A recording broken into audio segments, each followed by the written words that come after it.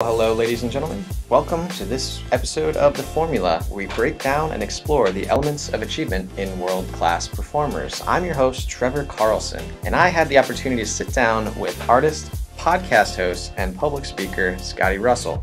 Scotty is an exceptional artist at something called illustrative lettering, and if you check out his work over at perspective-collective.com, you can tell pretty quickly that this guy really enjoys lots of pizza.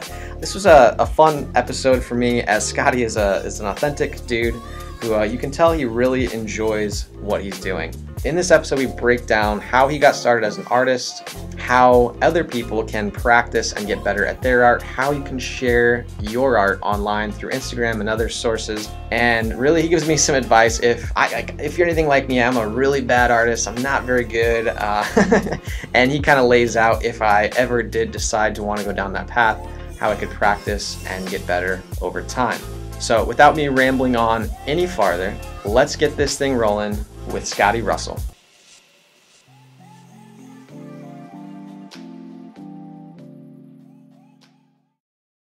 Welcome to this week's episode of The Formula. This week's guest is artist Scotty Russell. Scotty, do you want to kick this thing off by telling a story of how you got started as an artist? All right. What's going on? Thank you for having me. So how I got started as an artist. I can remember drawing way back to when I was a kid, especially like kindergarten. And the first thing I remember drawing was like this crazy scribbly green neon ball dragon. It was just like a dragon made of balls, dragon balls, man. And I remember that was like the coolest thing. I couldn't believe that I created that. And over the years, I kept drawing, but ironically, I kept it to myself because I got picked on and bullied a lot when I was growing up, beat up, and I didn't want me as an artist to fuel my bullies' ambitions to keep beating me up. So I didn't want to add fuel to their fire. So I drew and I kept it to myself, probably to the age of, I think I was 20. I didn't share it with anybody, just always kept a sketchbook with me. And my good buddy Tyson stumbled across my sketchbooks in college. He pretty much peer pressured me to post it on Facebook. And, that was kind of what broke the ice for me in sharing my art, sharing my creativity. And that's when I started claiming I was an artist. And now I try to encourage other people to share their work and get it out there because, it can make an impact on someone. How difficult was that for you when you put your first piece out there?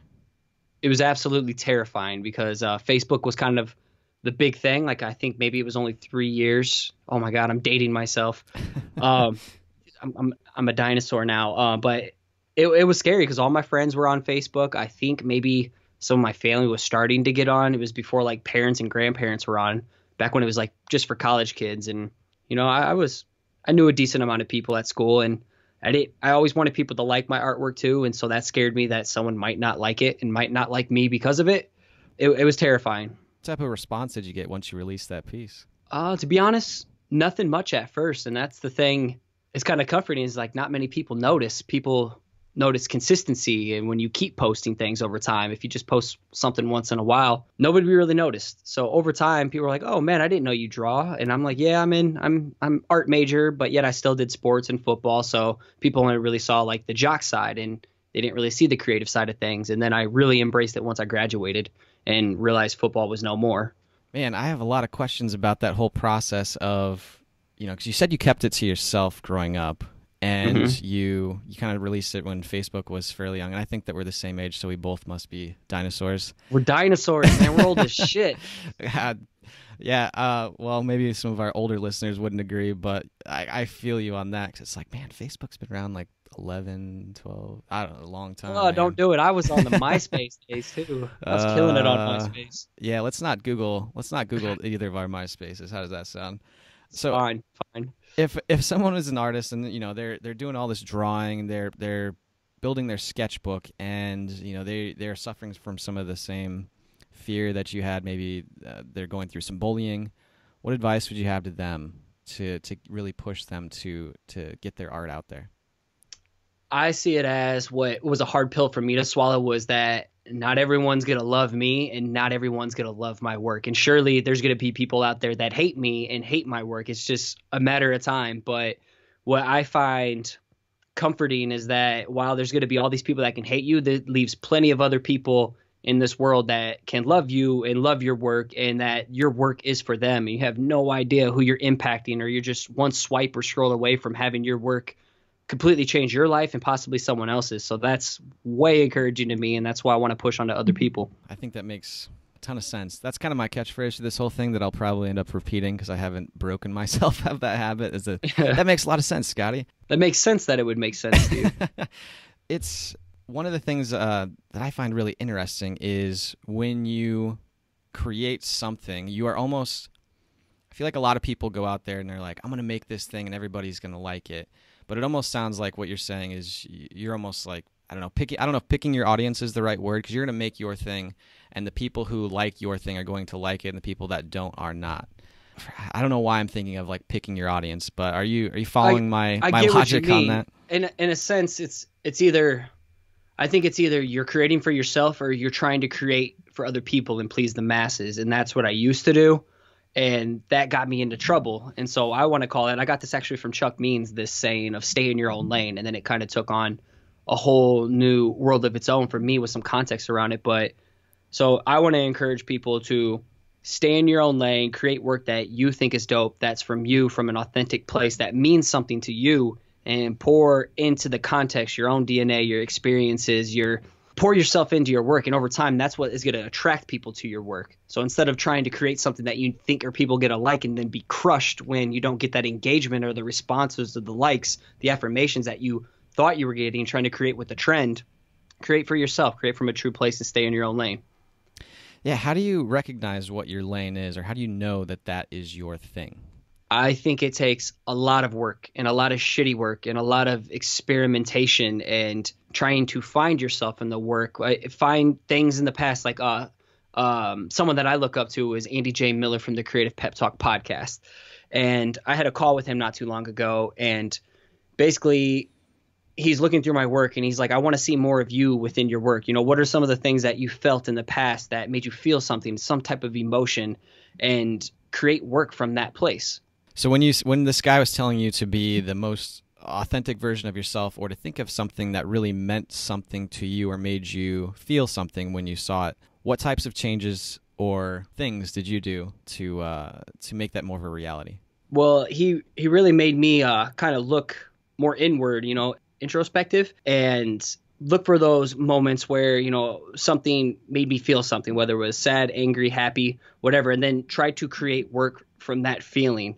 And oddly enough, he had me make a Pinterest board of looking everything in the past from young all the way up and pull all these different things that made me feel something growing up, like certain patterns, or, you know, Power Rangers back in the day, or like crazy different logos on cereal boxes or on soda cans, or movies that made me feel something. And then I tried to create work from that. So I'm big into sports, and I like personal development too. So I try to come up with ways, like a podcast episode is stay in the game, you know, keep showing up, keep putting out your best work. And, you know, sports played a big role in my life. So I created work that kind of reflected that and then tied in a message. So this was, for me, it resonated with me, but at the same time, it can hit home with someone else, especially if they're into sports or they needed a pick me up that day. So I created it for me, from my personal experiences, from things that made me feel something. And I think that's what people need to do, and pour into their work and share it. I mean, be vulnerable. It's okay. Do you have a favorite piece or something you can think of that really resonates with you when you think of something that makes you feel? Yes. I have a piece called Change Your Perspective. And I started off, it was like the first piece I had, I'd say about 4 years ago, when I became obsessed with hand lettering.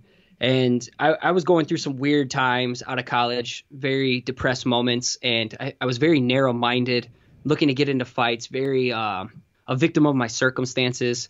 And I went to a festival, ironically enough, not a Creative South, that's a conference. I went to Electric Forest, and it massively shifted how I saw the world, how, you know, I interacted with people. And I came back with this idea of, man, I really changed my perspective.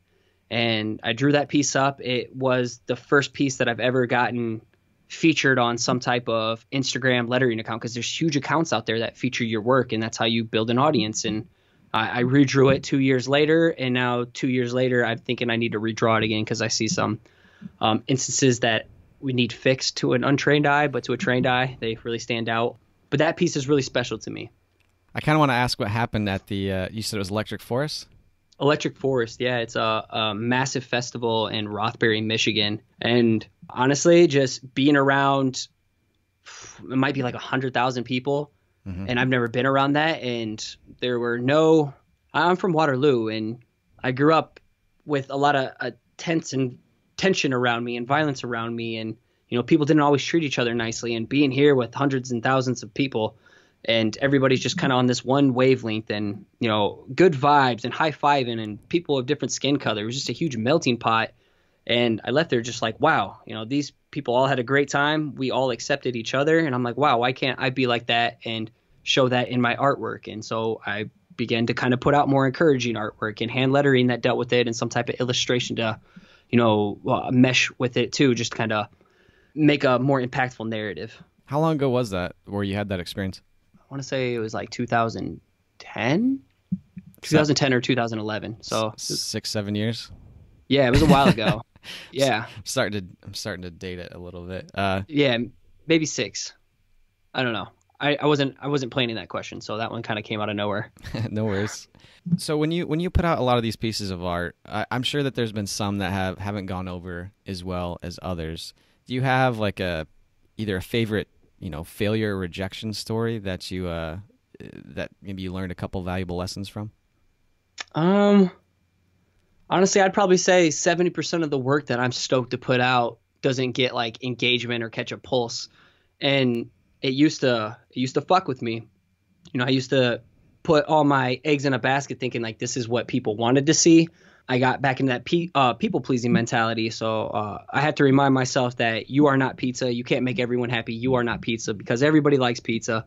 And I thought that my work needed to please everyone. And so now I have to remind myself I stay in my own lane. I create work that I think is dope. And if someone resonates with it, that's awesome. And if no one doesn't, that's cool, because I had a kick-ass time creating it and it meant something to me. So that helps me kind of disconnect if things don't perform. But if I'm not getting huge engagement, I might get like one little message or an email from saying something like, hey, this piece meant a lot to me, or this episode meant a lot to me, even though the numbers didn't reflect that it reached a lot of people. Maybe it hits one person, and then that makes it all worth it at the end of the day. It's almost like you have to almost fall in love with the process. That's totally it. I mean, don't get me wrong. I love the product, but the process is where I lose myself. Like that's therapy to me. So what do you do when you put something out there and you don't get the engagement that you want, or or when you face any type of rejection or adversity? Do you have a process or something that you do personally to work through that? Really, I just shake it off. It used to bother me, but now I know it's just part of the game. Things change. Social media is always changing. Algorithms are always changing. So I still keep creating, and I keep doing what I do best, and that's drawing. So I'm just right back to the drawing board. It's like football, go to the next play.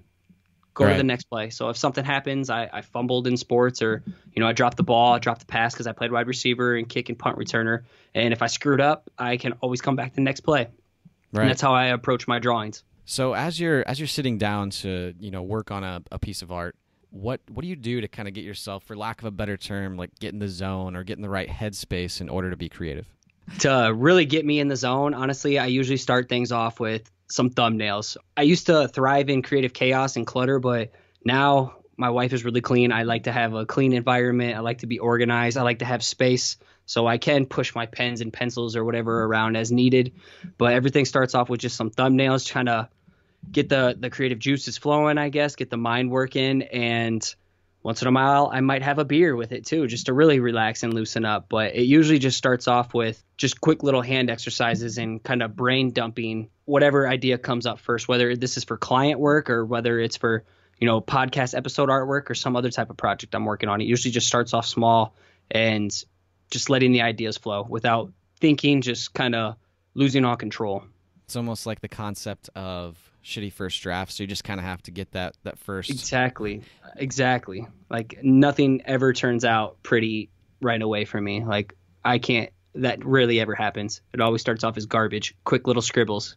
Right. I'm waiting to get past the scribbling point. I'm still in the scribbling phase. I haven't quite practiced enough to get to be any good at it yet. I can give you some tips if you really want to get past it. All right, where would I start? Do it every day, multiple times a day, and take drawing courses or some type of lettering course. You know, that always helps as well. But having something that you're trying to work towards. Do you find that you said something about having like a clean workspace? And I recently read something. It was The Life-Changing Magic of Tidying Up by Marie Kondo, or I'm probably mispronouncing the name. But she talks about how like having clutter and stuff or a mess or whatever is a representation of like your mental headspace or whatever you want to call it, like your mental clarity, your ability to be creative, all that stuff. And once you kind of unclutter your space, all of a sudden now you're like, you can think much more clearly. Your work becomes better. Do you find that to be true? Honestly, yeah, because I kind of grew up in a mess, and I grew up as a very cluttered individual, and I really didn't start finding my groove until like when I hit 25 or 26 and really started putting myself into my art. And you know, I've been living with my wife for a while now. She's super clean, and it's a good thing for me. You know, it's kind of the yin and yang, and I'm super outgoing, and I push her to like be a little more extroverted at times, and she pushes me to be a little bit more organized and clean. And I feel like my art has been progressing the more I keep building these what would you say, my routine. You know, I got to build it in my routine to just keep tidying up, put my office back together so I can wake up early, come in the morning, and you know, get right to work and not feel like I'm just in a mess. Right. And if you're anything like me, it's like, oh well, you know, I got to clean up quick and then I'll get to the work, or I got to do this first, or I got to put that away. And then once that's not an option, you're just kind of like, oh, shit, now I actually have to do something. Mm-hmm. But I at least it's in my routine. Like I try to plan my next day at night, and then I try to just pick up my office so I can just come in the morning. You know, I marinate on what I'm supposed to get done the next day. I try to plan one big thing a day, which can multiply or, you know, turn into 2 or 3 if I get that done quickly. But just having that plan going into the next day and having just a tidy little workspace so I can come down and just murder whatever it is, that's huge for me. And I found that's how I thrive the most. If I'm attempting to be an artist or an amateur artist, I've got my space clean. I'm drawing every day. What's next? Or I'm taking some classes too. I didn't forget about the classes. It's how badly do you want it? Like, are you wanting to become an artist, or you just wanted to be an amateur who can say he knows how to draw a little bit and can post some shit on Instagram? You know, I think there's got to be something that you're working towards, you know, some kind of goal. Like, what are you trying to accomplish with your work or your art? Are you trying to become a freelancer? Are you trying to become someone who can monetize off their craft? Yeah, that's what I would question first. Like, what's your why? How do you know when it's time to, you know, to start monetizing or to really take it up to the next level instead of just kind of posting pictures for your friends and family to see? I think when you get some validation. So in the beginning, it started with me just drawing out there, and Instagram really helped me out get that validation, and, you know, getting random requests for people I don't know who want to hire me for like a logo or some custom art.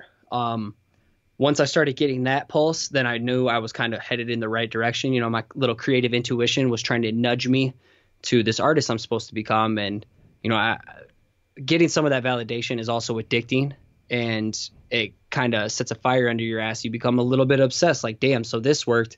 You know, how can I put in a little more extra time, and what resource can I find to like boost my lettering skills? Or I want to get better at script, so cursive. So I bought this book, and you know, now I'm getting hired to do script logos or script designs for someone. So that's, I think, getting that validation and knowing you're going in the right direction. But again, you got to practice, you got to put in the work, be consistent. You got to share that shit, and, you know, be open to critiques and criticisms, and don't be offended if someone doesn't think your work's good, especially if they're just trying to help you.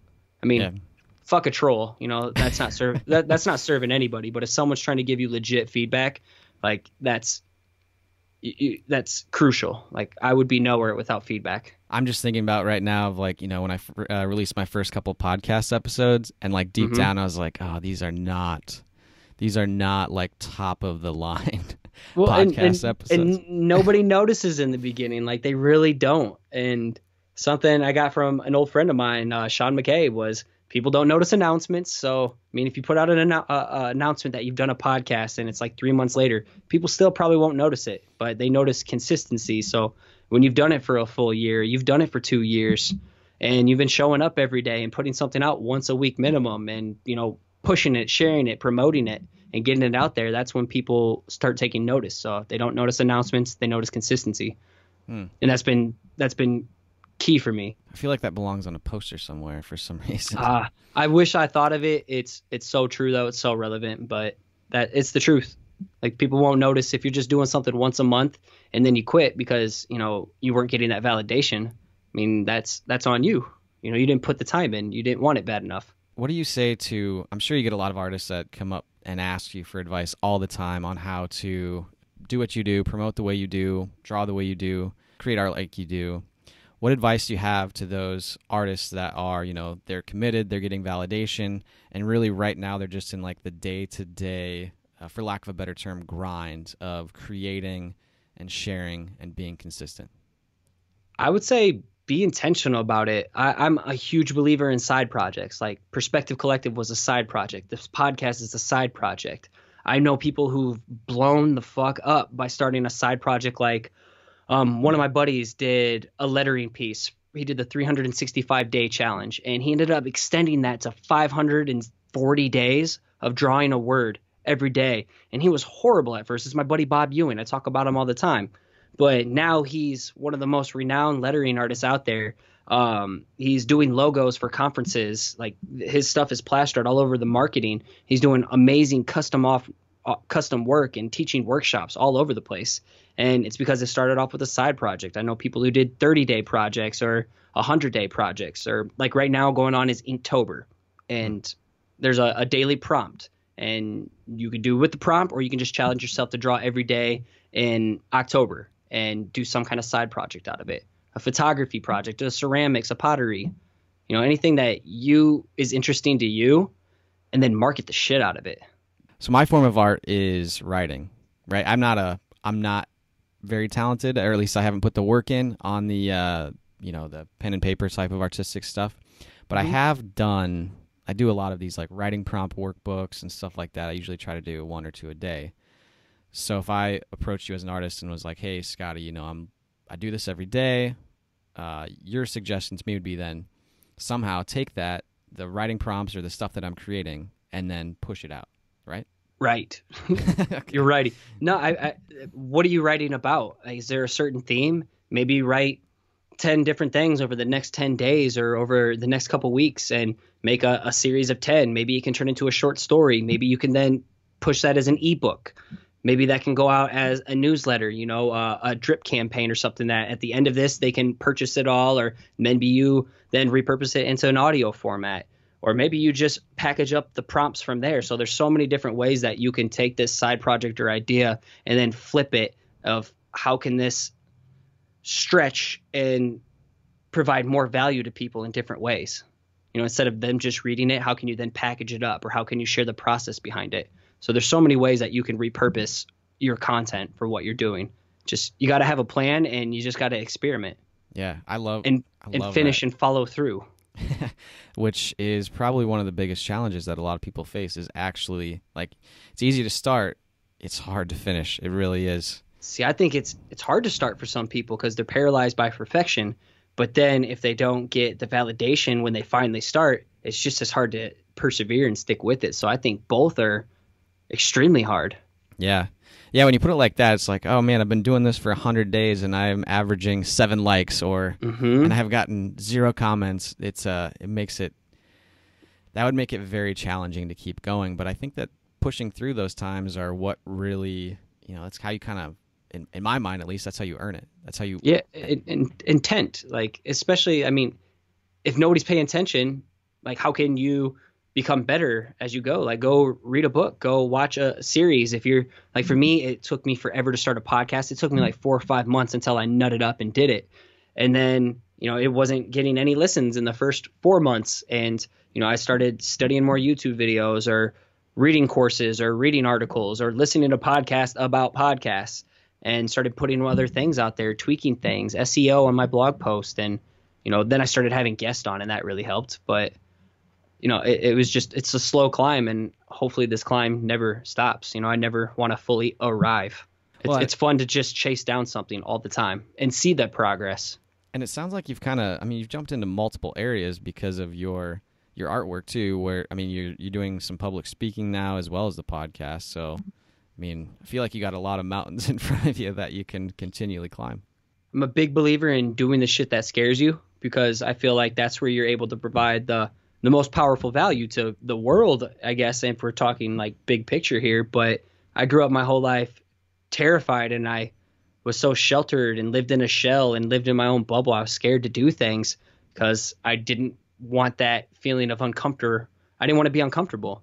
And now when I do the things that make me uncomfortable, I started sharing my art, and that was huge for me. And then I didn't want to just be this polished drawing on Instagram. I thought I had more to that. I had more to give. And so I started blogging, and then I wasn't a writer, but I wanted to start teaching what I know and start, encouraging other creatives. I wanted to create something that I wish that I had to encourage me those 3 years out of college, where I was just a fuck up and a lost soul and alone in the center of the universe. And, that's what I try to do. I go after the things that scare me, and then blogging turned into public speaking, and then public speaking went well that it turned into the podcast now. So I'm finding those things that terrify me. What's the next thing that you're going to tackle that you're scared of right now?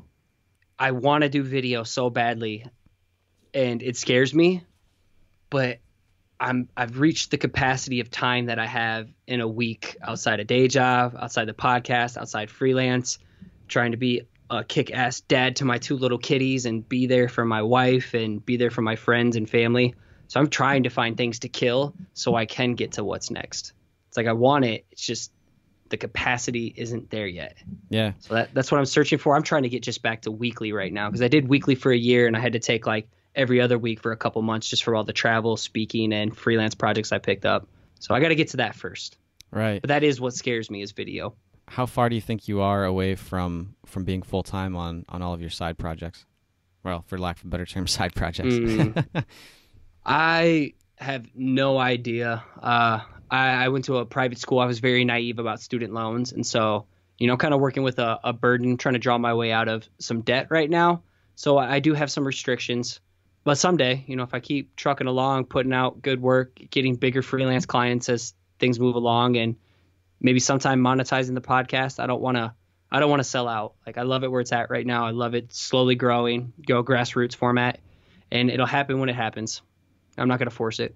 Yeah, I think that's a great way to do it. Some people, well, I might be looking in the mirror on this one, jump in a little too early on some projects and put a lot of pressure on them, which maybe can hurt them a little bit, because you're like, I have to have this thing go. And that can be a good thing sometimes, but it can also kill something that's not ready for that. Exactly. So it's good to be ambitious, but putting so much pressure on yourself to achieve this goal, like set big goals. If you're not scared of it, then, you got to be scared of this stuff, set something you're scared of. But also there's an element of being realistic and having this crazy ambitious goal with no like steps or plans behind it and no way to actually reach it. Like, you're just setting yourself up for defeat.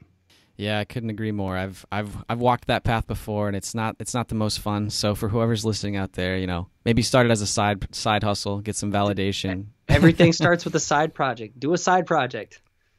I can't recommend it enough. I've seen it work for me, and I've seen it work for so many other creatives. The wildest ideas, and then self-promote yourself. Learn social media. Yeah. It's huge. Yeah, it's like having that growth mindset to know that you can learn how to do this if other people are doing it. Exactly. It's going to probably be a little painful at first. It's probably going to suck a little bit, but eventually you'll figure it out. Well, and we get so tripped up in comparison, and there's an amazing quote by John Acuff, don't compare your beginning to someone else's middle. And that always tripped me up, was like, oh my God, my podcast is not going to be at Andy J. Miller's Pep Talk podcast. But I mean, we all start from shit. Like, it takes a lot of shitty work to get to your best work, whether it's in art or whatever the craft is, whether you're a freaking quilter, like your first quilt is going to be garbage.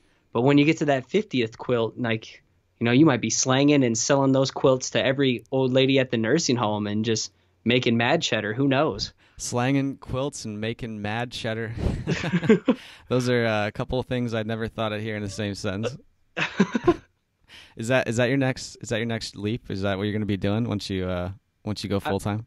I can draw a quilt, but I won't quilt a quilt.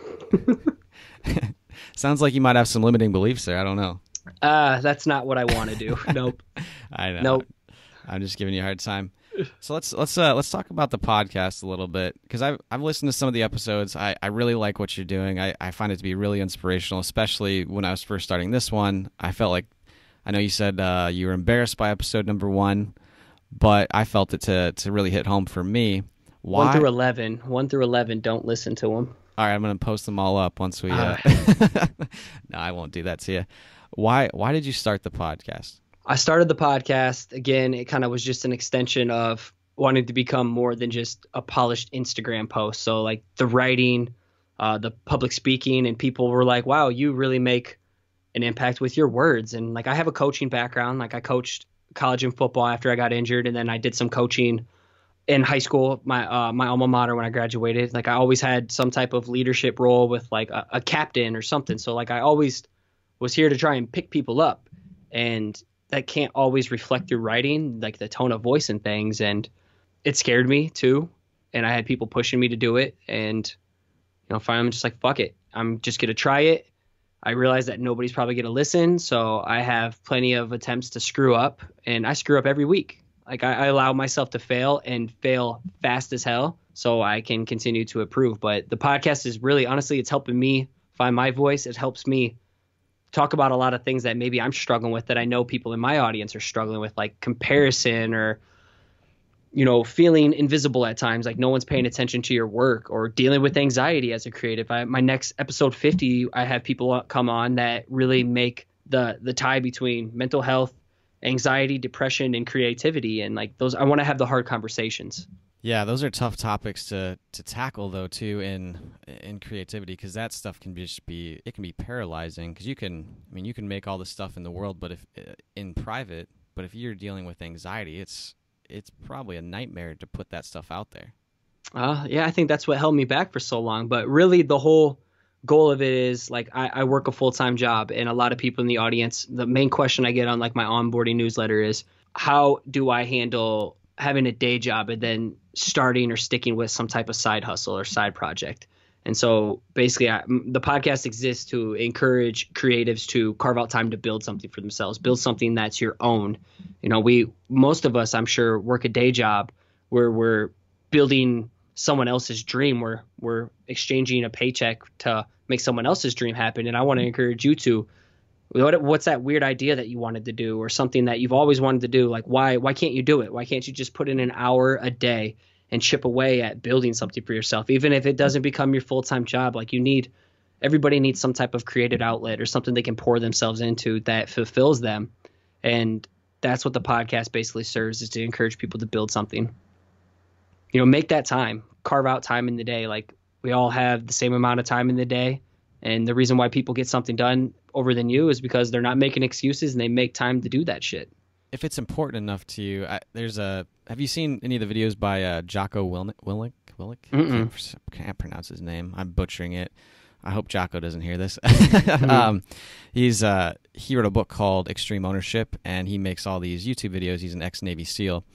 And one of the things, he'll take like Twitter questions, and they'll be like, how do you do this? How do you do that? And one of his main answers is like, if it's important enough for you to do it, you will find a way to get it done. Like, you will make time to get it done. So if you're not doing it, maybe you need to ask yourself why you feel like you need to do it in the first place. Mm-hmm. And you got to be fully invested. If you say you want to do it, prove it. Like, anybody can talk. Yeah, yeah, now I'm just having flashbacks to when I was younger, and I'd be like, I'm going to do all this cool stuff, and then I'm talking to myself too, and then I get pissed and defeated. It's like, man, nothing's taken off in my life, and why do I even try it? It's like, I'm not putting in the effort. I'm not making the time to like make something grow. Yeah, but then once you start putting in the time, then all of a sudden you're like, this is a lot harder than I thought it was going to be, but you start to see progress, and then you feel pretty good about it. Well, and it's one of those things too, that if you find something you wanted to do, and like you're maybe a month or two in it, or maybe you're 10 days into it, and you realize that, man, this fucking sucks. Progress is progress. So starting something that maybe scared or piqued your interest, something to experiment, dip your toes in the water. And if you find out it's not for you, that's progress. Now you can move towards the next thing. What is it? Thomas Edison took him 10,000 attempts to get the light bulb right. So each failed attempt was just another way leading him to the right way to do something. And I feel like as creatives or whatever you do in life, you finding these shitty jobs, you'll learn something from them. And then you can take that to the next attempt to find the thing that's your fit. And for me, I've done pretty much anything you can think of, T-shirts, logos, tattoos for people. None of it stuck. And now, creating lettering and illustrations and doing a podcast, that seems to be what sticks at this point in my life during this season of my life and what's making an impact. So I don't know what it's going to evolve to, but I keep it open. I let my intuition kind of nudge me where I'm supposed to go. And it's just my job to see those signs and, see what I'm supposed to do or right. Experiment and let it happen. What do you think that the biggest lessons that you've learned from the podcast are so far? Let's talk in metaphor terms, especially because I like pizza. I think this is true for me in the podcast. I remind myself every day with my art and with anything in life is that stop acting like I'm pizza. For real, this means a lot to me. Is you're not pizza. You can't make everyone happy, and so that was hard to get over with the podcast and everything else. But I realized that as long as I'm creating something that pleases me, that's first important. That's most important, and it'll eventually be for that one person who hears it. It'll find that right person at the right time. So make it for myself first, and don't expect everyone to love it because it's going to be crushing when someone doesn't. Man, all this stuff is hitting home as someone who's been spending a lot of time creating with the podcast, and it's like you want to put your best stuff out there, mm-hmm. but you just got to be yourself. There's already enough other people out there. You gotta do it for you. Exactly, and you can't get caught up in perfection because not putting something out there because it's not 100% to you, that's gonna rob you from improvement and finding your thing and finding what your niche is in the world. And your 80, your 70, your 80, your 90% is always better than someone's 0. And those people that are putting in 70% on a podcast or on a blog post or in their photography game, those are the people that are going to grow way quicker than the person who's just like, that sucks. So I could do way better, but I'm not doing shit. So like those people who think they could do better than everyone else and they're not doing anything, don't even give those people the time of day. Those are just trolls, and they want to bring you down because they're too scared to start and they don't have the courage to be scrutinized. It's like, where's thank you for your input, but where's your artwork? Where's your podcast? Done, not perfect. Yeah. Done, not perfect. Right. Yep. I think you should just start making motivational posters, man. There's some previous guests that said some awesome stuff too. You could just knock those out and probably make a pretty good living just from an e-commerce site or something. Too many people doing that already in my field. It could be another side hustle. Cats and pizza seem to be like the most popular things in my world. So that brings in the most money, oddly enough. That's awesome. Are you gonna mesh the two, make like a cat pizza or something, or pizza cat, or have you I already have. That? What? Yeah. Coffee mugs. I got one right up there. So like that's been the best seller. Anything cat and pizza related has been a hit, and everything else I've ever done that I put a lot of time into hasn't. It flopped with a motivational message. Never went anywhere. So, yeah. So the secret to your success is merging cats and pizza, is what you're saying. Two things I'm passionate about. Weirdly enough, I enjoy doing, and then, do things you're good at, do something that you enjoy, and then find a market for it. Those three things, and I think that's how people can be successful. Yeah. So what's next for you? We've talked about everything else. What else? What's coming up next for you? I really want to scale the podcast. I think it helps me a lot. It's making an impact on other creatives from what I hear. And, I find the most fulfillment in that. So focusing on building that, scaling that, pouring 80% of my time into that, maybe 20% of my time into freelance, because I do like creating, but things like murals or, pulling more mural projects, kind of cutting back on some of the smaller things and saying yes to the hell yes opportunities instead of just the okay opportunities. Yeah. And that'll free me up for the podcast. That's most important to me right now. Yeah, that hell yes or no concept too is pretty powerful. Hell yes or hell no. If it's not a hell yes, then it's an automatic no. Yeah. And that's huge for me. Yeah, I've had probably 4 or 5 guests reference that since I started this thing, and every time I hear it, I'm like, man, I'm getting better at it, but it's a work in progress. Read the book Essentialism. George McCoon or something like that. Essentialism. That book.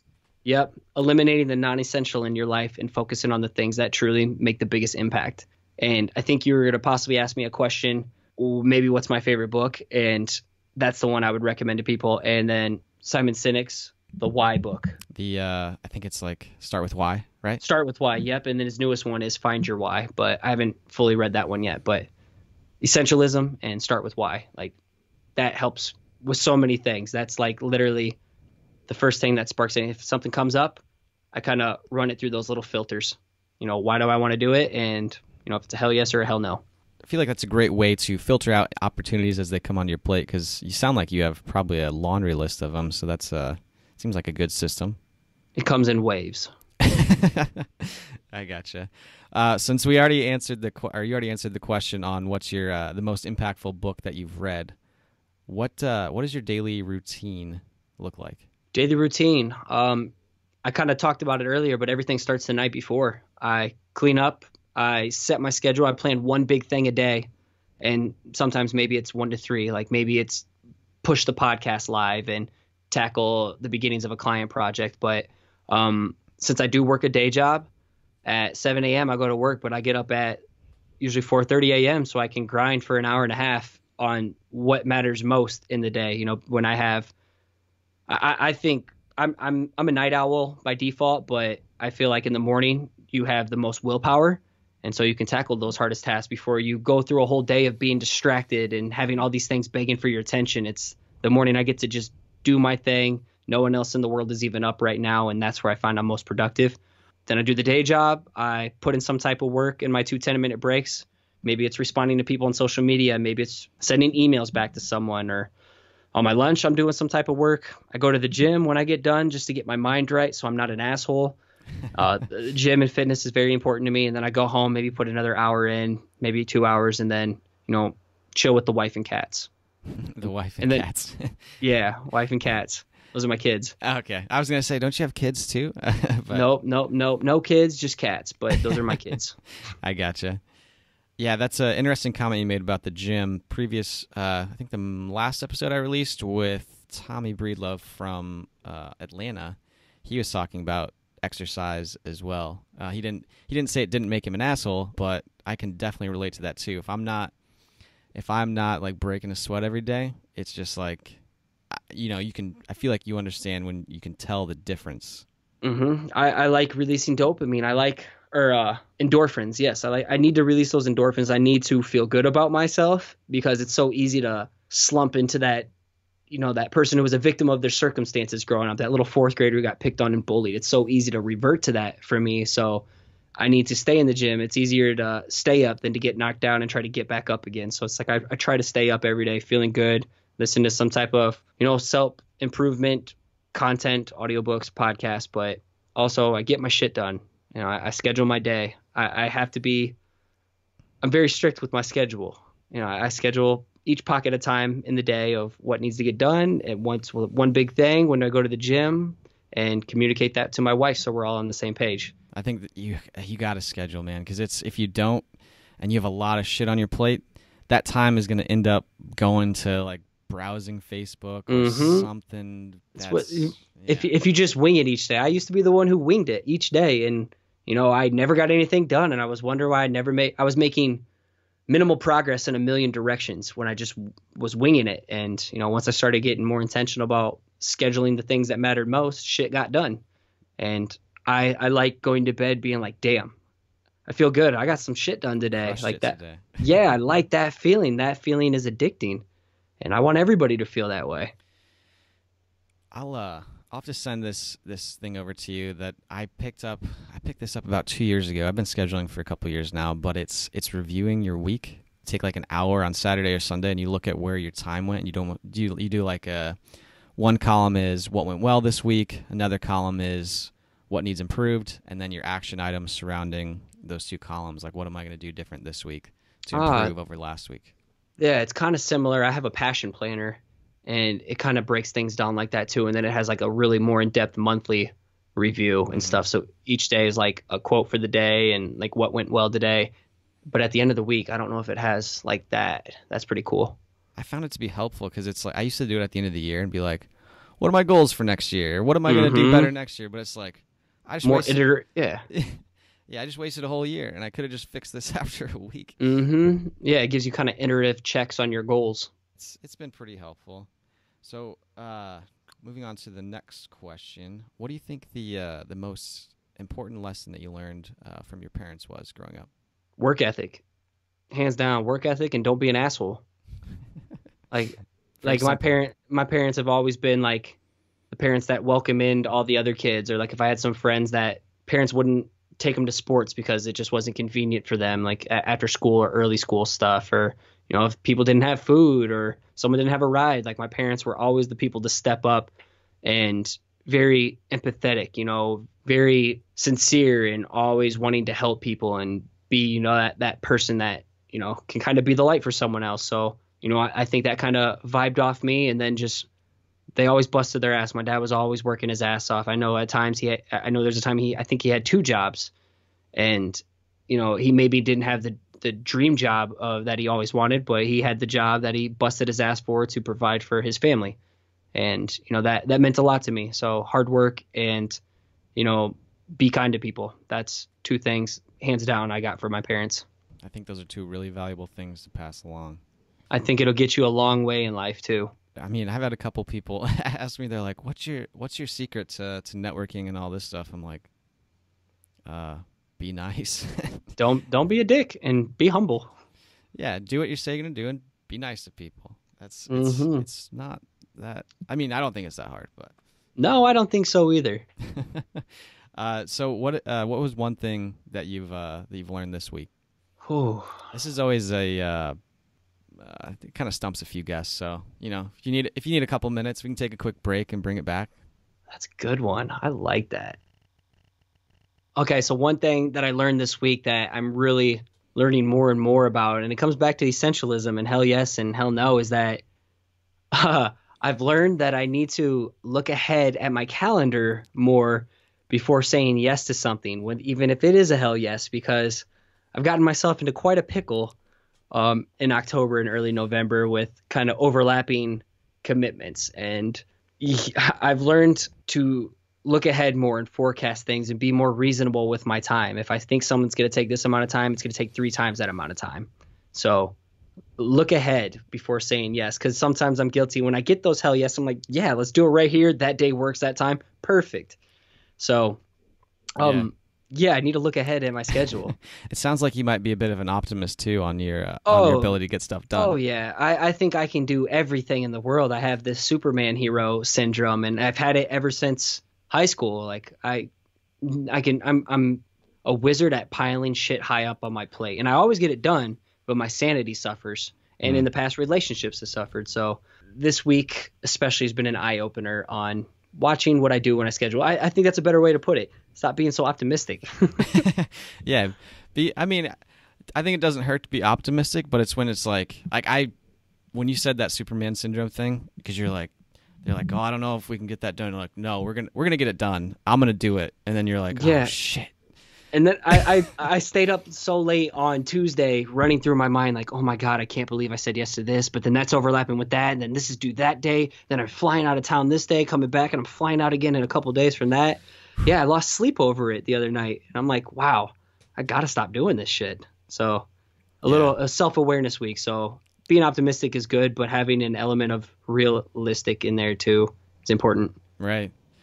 So if anybody wants to find any of your stuff, check out any of your artwork, anything like that, where would they be able to find that at? I live at perspective-collective.com. Like, that's where you can find the blog, you can find the podcast, you can find my social media stuff there. I think that's just the hub of where I live. Otherwise, if you want just the podcast, that's at perspectivepodcast.com or wherever podcasts live. Yeah. Overcast or whatever app. Overcast, yeah, Stitcher, all that shit. But yeah. Well, Scotty, I want to say thank you for taking the time to be on the show today. I mean, I feel like I learned a lot just from sitting here and talking with you, and I had a lot of fun. Would you like to leave any message for our audiences before we sign off? Our audience before we sign off? this is how I sign off on my podcast, and I want to encourage you to keep showing up, keep putting in the work, and keep creating. You got this.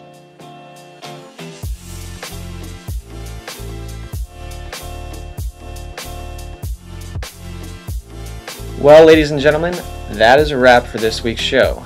If you'd like to check out any of Scotty's work, go ahead and head over to Perspective Collective or perspective-collective.com, or check out his podcast, Perspective Podcast, on iTunes. You can find both of those in the show notes. I'm sure you'll be pretty happy with a lot of Scotty's stuff, as he's a very talented artist. Now, on another note, if you'd like to receive blog posts, other podcasts, guides, maybe some other forms of content and rambling from myself and others over here at Helix Academy, go ahead and head over to helixacademy.co and sign up for our newsletter. Thank you for tuning in. My name is Trevor Carlson, and I look forward to you tuning in next week.